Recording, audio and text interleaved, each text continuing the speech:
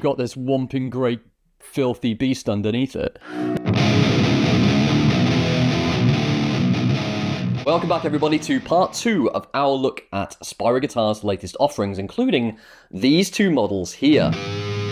We are all about guitar. Today we're going to be taking a deeper dive into those models specifically and what they sound like.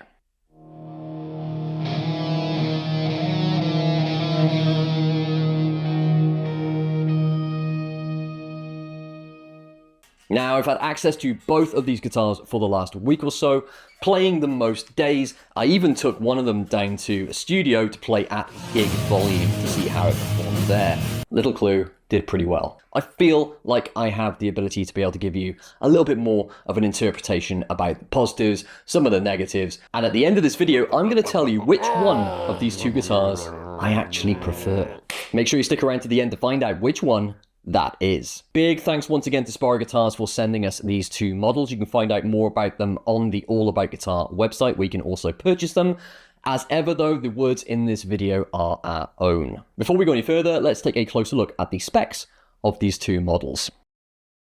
Both come with Spira's own villain humbuckers, which you'll get to hear pretty soon. Starting with the 507, this model really excels from a design point of view. The trans grey is something else. The fretboard comes in two different flavours. You've got roasted maple or ebony tech, of which this is the latter. It's got a 14-inch radius with a 48mm nut, string scale of 25.5 inches and 24 jumbo frets. Whilst the 400 series is positioned under the 500, it still has incredibly good spec. You still get an ebony tech fretboard on top of a Canadian roasted maple neck, 25.5 scale and 24 jumbo frets. The 400 series has 5 different colour options, whilst the 507 has 2 different finishes. Lastly, take note of the fact that both the 500 and 400 series come in regular 6-string or 7-string models. So, how am I going to record the tone for these two guitars? Well, first up, I'm going to use a Fender ToneMaster Pro. We're going to have a couple of different amps in here. I'll put up on the screen the settings that we're using. This is then going to go out into 2 different directions. One is going to go to a Laney FR 4x12 cabinet because it's really good and I like the sound of it in a room. That sound is then going to be picked up by the camera, so it's not going to be a perfect interpretation, but it will give you an idea of the in-the-room sound. The second part of this is going to go straight into a Mac running Fender Studio, their own DAW interface, which of course is nice because it's free. Once I've got the 2 tones, I can show you what they sound like independently. I'm also going to try and blend the 2 together, and we'll see how that comes out. Importantly, I'm not going to add any post-production EQ or effects on top of this. I just want to give you the raw feeling of what it sounds like. I'm not going to double track it. I'm not going to do anything to that other signal. I'm just going to record it and then play it straight back through the video. Doing a tone demo on a YouTube video is slightly more complicated than you might think. Importantly, remember all tone is subjective, and what you're hearing this on, whether that could be through a home theater system on a TV, headphones, or maybe you're just playing it straight through a mobile phone. Each of those different aspects is going to give you a completely different audio experience. I may be preaching to the converted here on this, but some people still don't understand that simple fact. You might be thinking, come on James, this is blindingly obvious. Yes, but check out the comment sections of a lot of these type of videos and you'll find people fighting over the silliest little things. So just keep that in mind when it comes to how you're going to listen to this.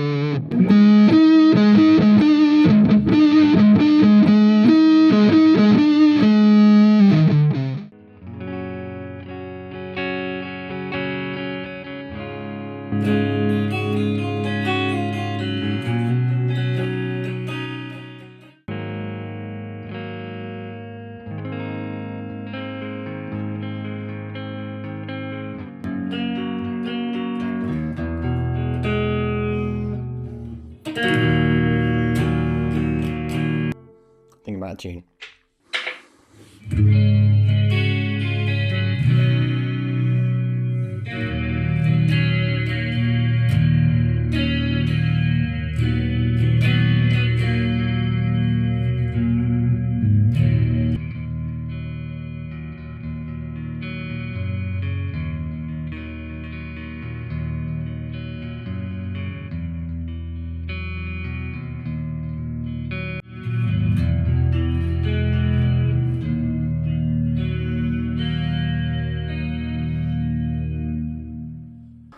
I'm just going to take this down to C sharp because I want to, and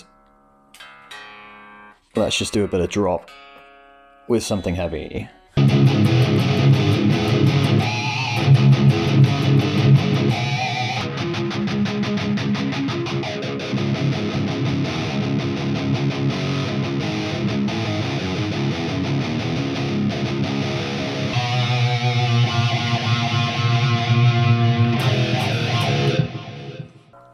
That's pretty good. It was almost in tune straight away. All right, let's make some noise.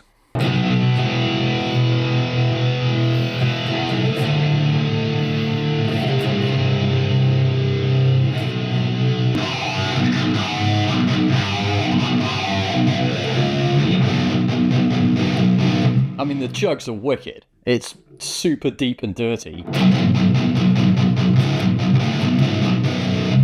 The resonance in the room and the depth on that chug, it definitely adds some kind of sonic variance to it. There's like an extra layer on top that you can definitely pick up. It's deep. I mean, you can really get low.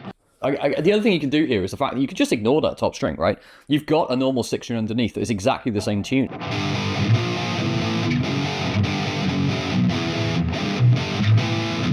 And then you've got this whomping great filthy beast underneath it. I mean, this guitar is not just heavy in the chunky sense. I mean, it is a big lump of wood, and it's solid. It just takes a bit of reprogramming of my brain to understand where I am on the neck, which is really strange.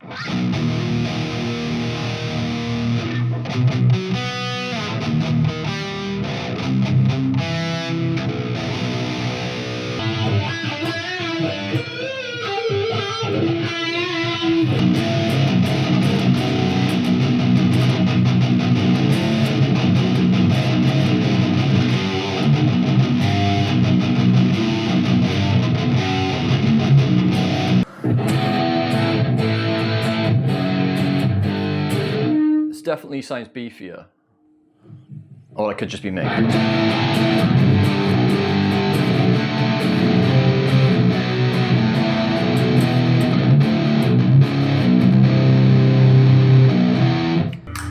Alright, let's try something a little bit cleaner and see what happens.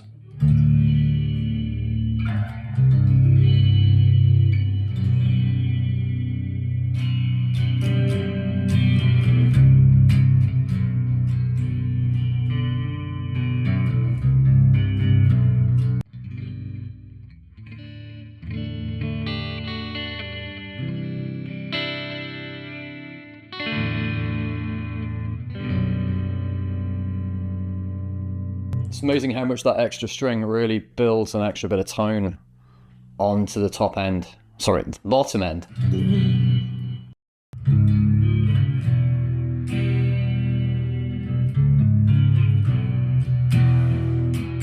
Everything's vibrating again. No, I can't play that. That's copyright. So anyway, that's a bit of an idea of how this is sounding. Still pretty good. Pretty good. One thing we didn't cover last week when we opened them up was the strap bolt, which is on the back of the horn, not on the top. I was a bit hesitant as to how that would actually work when you have it attached to a strap. In reality, felt pretty comfortable. I didn't have any issues with balance at all. It held the guitar up nice and easy. I have already noticed that there is some pretty bad belt rash on the back of this from playing it so much in the last couple of days, but You know, that kind of stuff is to be expected. And the finish that's on here with the satin black effect is probably only going to enhance that. This is quite easy to get dirty. There's fingerprints all over it already, and dust particles and part of plectrum all marking itself on this with a couple of days of use. So unless you're going to clean it up every single day, it's probably going to get filthy quite quickly. But, you know, that just shows that you're using it, right? So that's a good thing. One minor criticism of this headstock, and I feel really bad for stating this because I love the way that this looks. It's unique. It definitely has its own style that fits the guitars brilliantly. But every single time I go to tune up, I go to the wrong place. And it's mostly because it's got that same formation as you get in, say, a Jackson, which isn't a problem, but it is for someone who's been playing a lot of Gibsons and Strats for their whole life. Then I find this really, really weird, stretching to a place that is not actually there, and then I hit the wrong one, and it feels like I'm a child again learning how to play. Now, that feels like some really low-hanging fruit to moan about, but it's caught me out almost every single time I've gone to tune it. On the other side of that, though, the tuners on both these guitars are excellent, with the locking nuts on the back of it. These hold tuning incredibly well. I did notice whilst I was playing with the band in the studio, I was rarely having to tune up. It was holding that tuning particularly well, which is always a good sign. Crunch time. I said at the start that one of these I prefer over the other. Which one is it? Oh, it's this one. I actually really do quite like this, and I'd be quite happy to take this out gigging. My experience in the studio with this playing at gig volume was very impressive. I like the feeling of it. I like the look. I like the tone. It's just a nice guitar for a very, very good price. There's nothing overtly negative about the 7-string. It's mostly a case of I just don't think I'd get enough use out of it, alongside the fact that I don't think I can play it very well stood up. In the last video, I said that I didn't feel the 7-string was that difficult to hold, and I still stand by that, or mostly sit by it, because whilst I'm playing sat down with this, I have no problems whatsoever. I can get my hand around the whole neck and I can use it. But as soon as I try and stand up and play, I'm finding this a lot harder to use. And that's a real shame for me, because I was really looking forward to seeing whether or not a 7-string could be versatile for me in the way that I play. I just don't think I could play well enough stood up in a gig context. And that's not a knock at this particular one. That's just probably more of a generic knock against 7-strings. But this does feel very, very nice. It's a very well-built instrument. Also, I think my back would probably give in after 2 hours of standing up playing this, because I'm old as well. But if you're young, and you've got the energy, and the hand size, and the back strength, and you want to play extremely low tunings, this might be the one for you. Don't let me stop you. So if you want to have one of these under your Christmas tree in the next couple of weeks, maybe let your significant other, mum, dad, aunties, uncle, roommate, cleaner, your friend on Facebook that you haven't spoke to in 10 years, let them know all about this via All About Guitar or maybe Spira's own website. My overall feedback on both of these guitars? Inspiring. Yep, I did just make that joke. Okay.